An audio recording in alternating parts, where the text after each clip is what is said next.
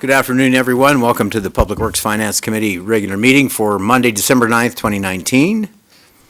First item on today's agenda is approval of the November 12th, 2019 Public Works Finance Committee minutes, and I see no problem with that. Anybody else? So we'll approve those as presented. The second item is a disbursement report, and Sarah Banks will tell us how we spent the money. Yep. And where we got the money from. That's right. So looking at November 30, 2019, our total expenditures were $2,282,096. Major expenditures came in at 95% of that at $2,166,918.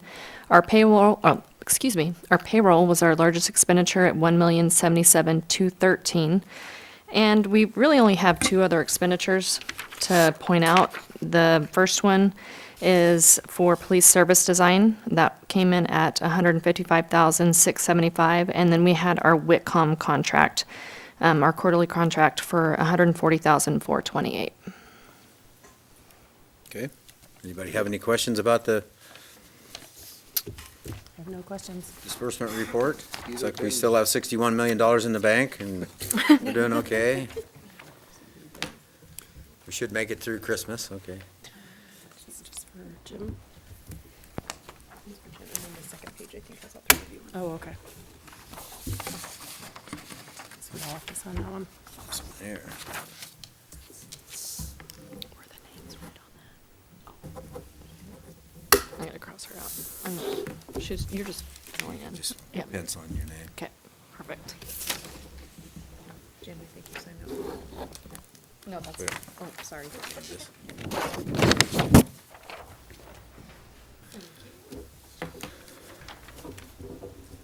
Thank you, Sarah. Yeah, thank you. Item number 3 today is consideration of the janitorial services bid results. David Schott's going to tell us how that turned out, who the low bidders were. Good afternoon, David. Good afternoon, Councilor Boland. Thanks for having me this afternoon. So this is a consideration of the janitorial services bid results. The city published an invitation to bid on November 2nd and November 9th of 2019 for custodial services for certain city buildings.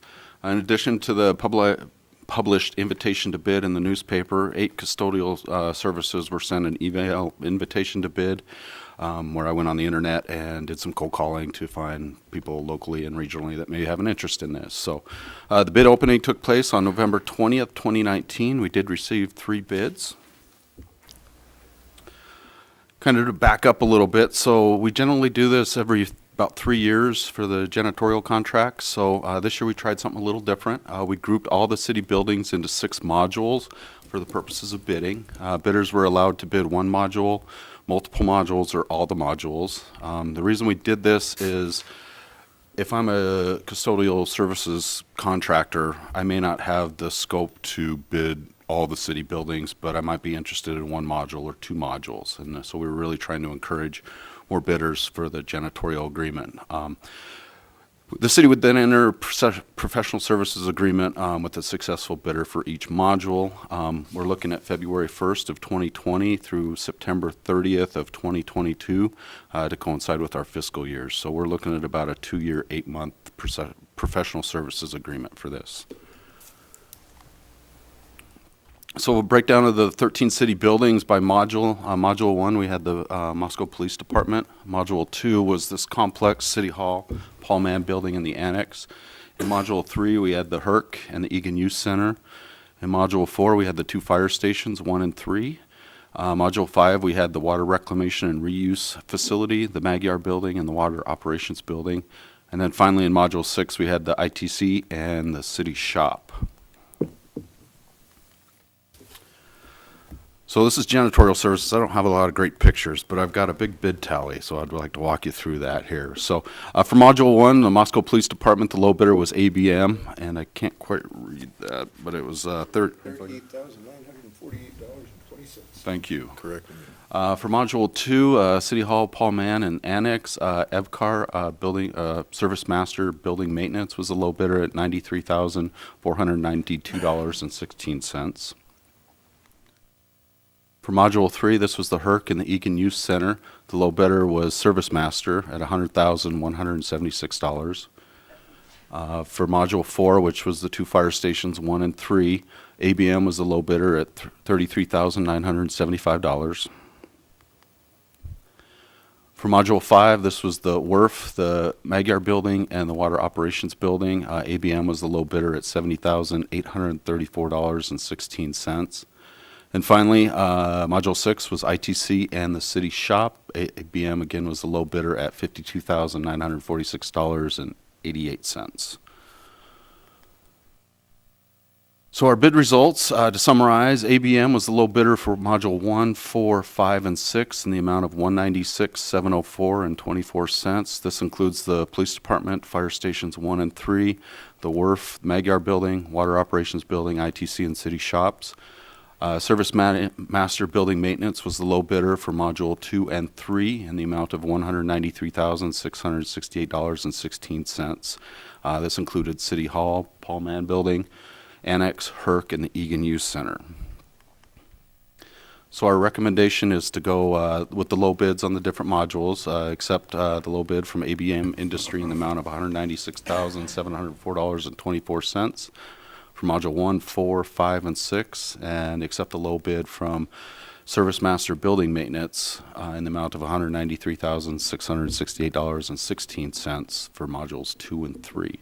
With that, I'd be happy to answer any questions from the Commission. Have Committee. the Excuse me. rates gone up, down, stayed about the same over the last contracts? They're up a little bit. In my bid evaluation, I was looking across the board from what we're paying in our current year with ABM, and I used the second year of this agreement just because it's a full year. We're up about 3.83%. There's lowers and there's higher, but it averaged about citywide 13 buildings about 3%, a little 3.83. So And who has the contracts currently? ABM, I think they have all of them now, don't Yeah. they? they do. Yeah. Yep. So it's kind of encouraging, I guess, that the two were somewhat similar, as opposed to the third one there. I don't know if their interpretation of what needed to be done was very different, but Right. it's good that the two that you're proposing have similar interpretations, I suppose, of what the job entails. Yeah, with the bid analysis, with the increase in percentage, that's in line. And then the similarity in the bid numbers, to me, that tells me we've got pretty good numbers on what the market's bearing right now. Yeah, it seems like more competitors has kept it within a reasonable increase. Right. In line with inflation rates, eh? Right. Have we ever considered doing that in-house? It's been briefly talked about.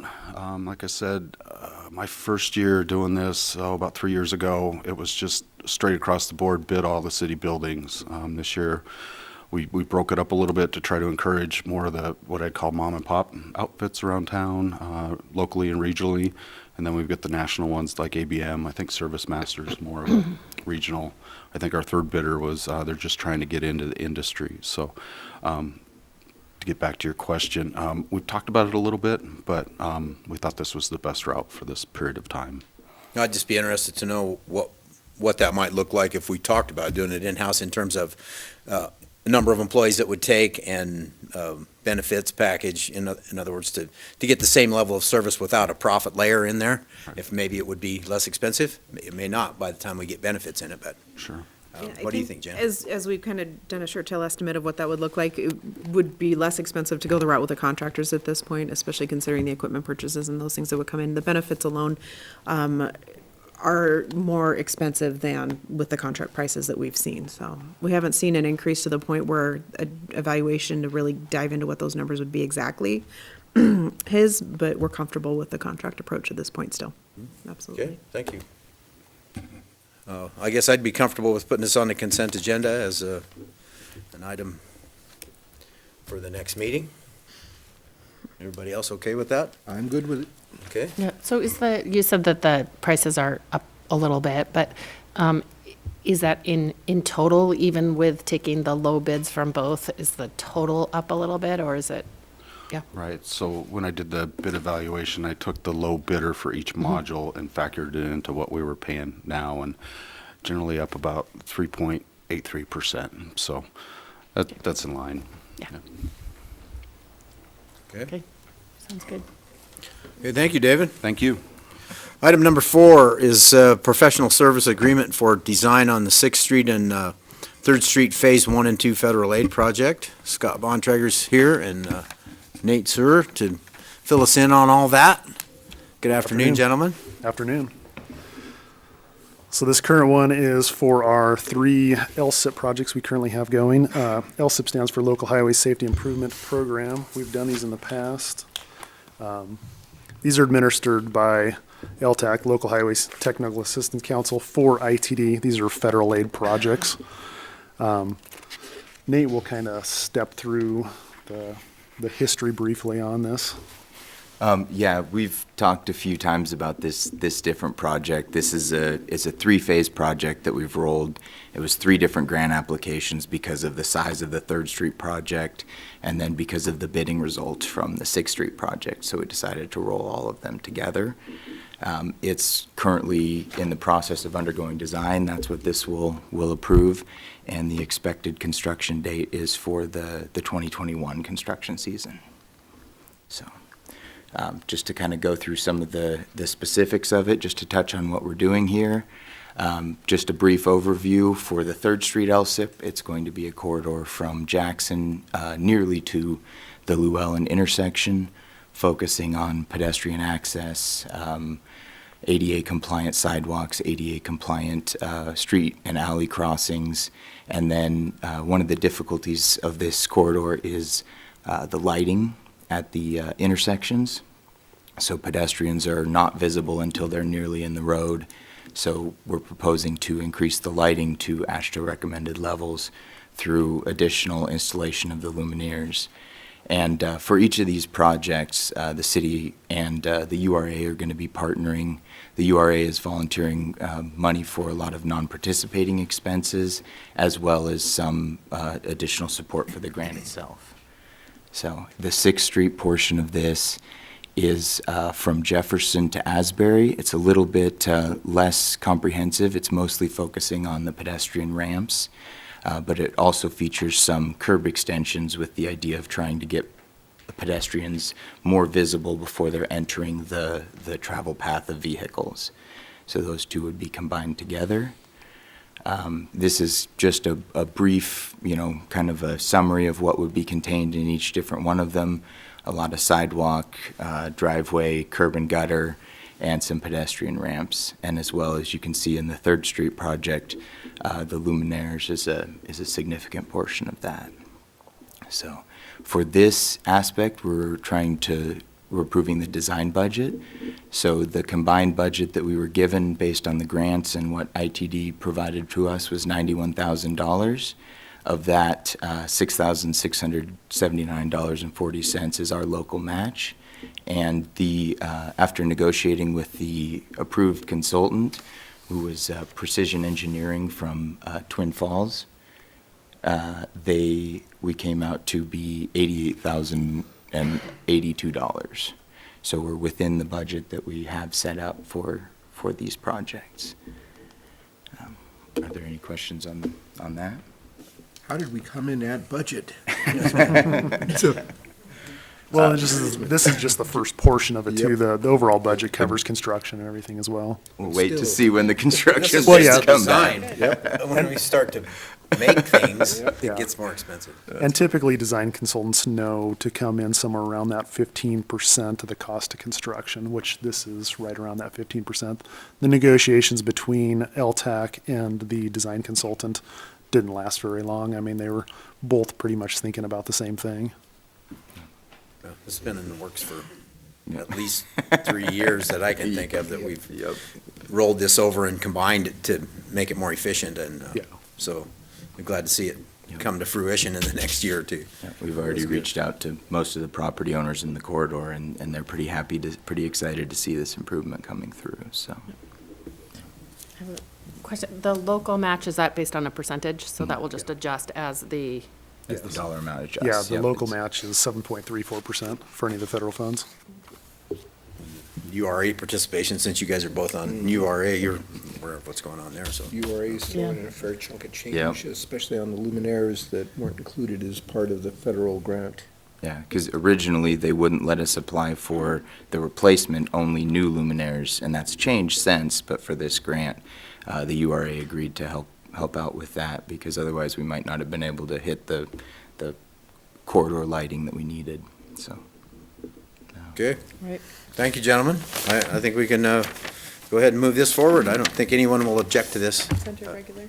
Yeah, I'd put it on regular just so that everyone knows what's going on there and that it's on TV on the regular meeting. That'd be good. Thank you very much. Thank you, guys. Okay, that's the last item of business other than reports on today's agenda.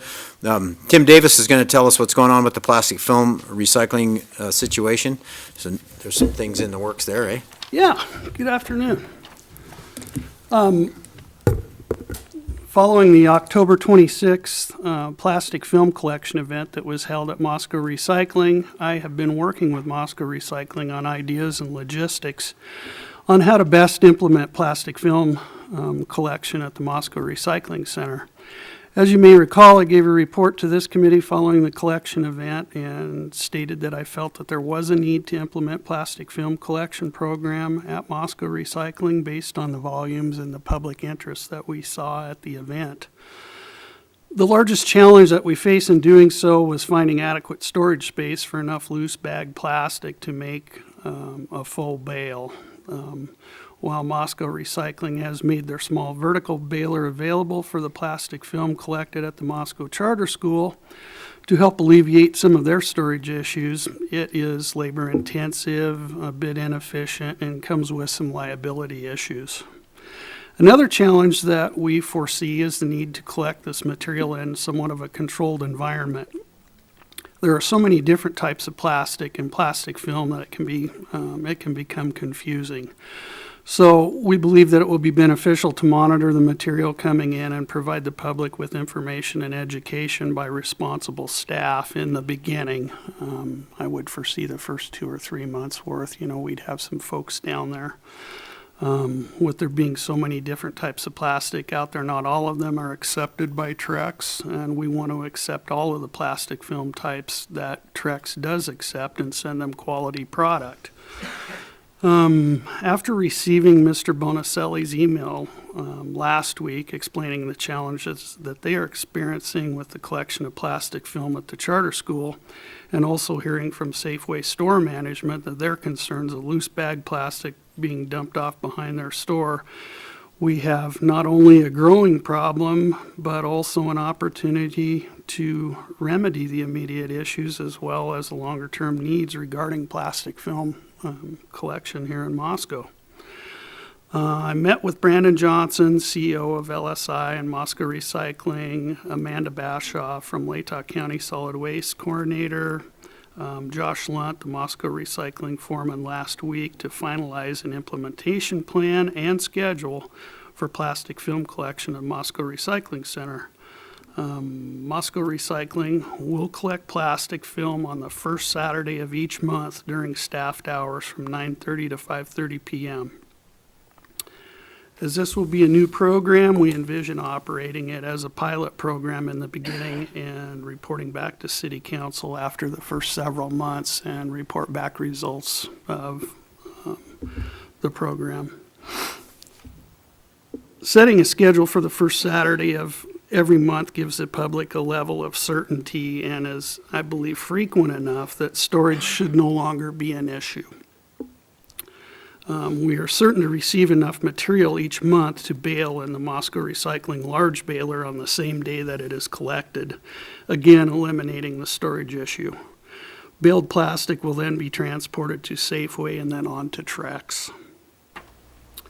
Interim storage of plastic film on the days of collection will be conducted by transferring materials from the smaller public collection container to a larger rolling cage type container that they use at Moscow Recycling for other materials, which will be freed up by Moscow Recycling staff the day prior to scheduled plastic film collection days. We plan to have responsible staff presence at the first several scheduled collection days to provide oversight and educational materials to the public. And we have scheduled the first collection day for January 4th, 2020. We've also started putting together informational materials, getting ready to start advertising for the collection events. Who's responsible for the transportation from the recycling center to the Safeway? Right now, Moscow Recycling can do it. We also have the means within the city to do it. Either way. No decision, I didn't know if LSI was agreeable to doing that, and that's an expense. They have been agreeable to do it. They have an older truck van that isn't in the best of shape, but we wanted to put some contingency in place. So I've worked with Tyler, and we have equipment on site out at the shop. And, we're looking at maybe, I'm going to estimate maybe 2 to 3 bales a month, if that, and we can, deliver that. We'll have to schedule that with Safeway, when they can accommodate us, but it isn't like we have to do it right now. We've got time to schedule those deliveries, so. Okay. Wait, so the drop-off day will then, soon after that is when the baling happens? It's not all on the same day? Is that what you were saying? No, that'll be up to Moscow Recycling. In theory, we'll want to do it either at the end of that day or likely the following Monday morning. So you don't have That to way store it it? frees up their container cage for other materials, because we're basically asking them to free this up for one day, so we have kind of a intermediate storage containment until we can bale the material, so. And they seem to think that that's a reasonable approach, so. And that kind of meets what Safeway is looking for too, to have a bale delivered on a pallet, right? And then Exactly. would they kind of get the word out for people to not drop loose stuff off behind their building anymore and to save it up for that monthly I event? think we could probably put a sign up back there, and I talked with Eric Hanisch, who's the manager there at Safeway last week, and he said it's really, the amount of material being dropped off there has really declined, so I think just word of mouth has gotten out there, so. On the subject of plastic recycling, we talked about doing something where we could put an orange bag in the single stream for all plastics and then transport that to Boise where it could go into the Salt Lake diesel plant situation. And you were going to talk to Republic Services about that. I don't know if that ever came to I fruition haven't or talked not. to Rochelle about that. I still intend to. There's a lot more logistics that would have to go into something like that, as well as, separating out those orange bags from the single stream and. Yeah, you know. but it's a program that's in place in Boise, and so I wondered if we had any information on how well that's working from them. I think it's working fairly well, and I just read here in the last couple of weeks that company is searching for another city within the U.S. to expand that business. They were looking for not only property, but I can't remember what the price of the complex they were talking about building, but it was going to be huge, and they were soliciting proposals from cities for tax incentives and property and things of that nature, but. Mr. Palmer, welcome. Hey, how's it going? Yeah, one thing that we're trying to do on that front is Tim has initiated, we had our first meeting regionally with sanitation managers. We had that last month. Yes. Yeah, last month we had that meeting, and we're scheduling a follow-up meeting. So Tim's going to lead a conversation regionally with the sanitation managers to try and create that economy of scale where we can start to look at some of these broader programs and find ways to do things that maybe on our own it doesn't make sense, but if we can get regionally people together. And we were really happy with the turnout for that. We had both universities represented. We had Clarkston, Lewiston, and so a lot of regional representation down here to talk about that. And so that's something that we hope to be able to explore a lot of different avenues when we can look at the volume that we can produce regionally. Okay, thank you, sir. All right, does that conclude your presentation? I have another question. So what are your thoughts about getting the word out to people?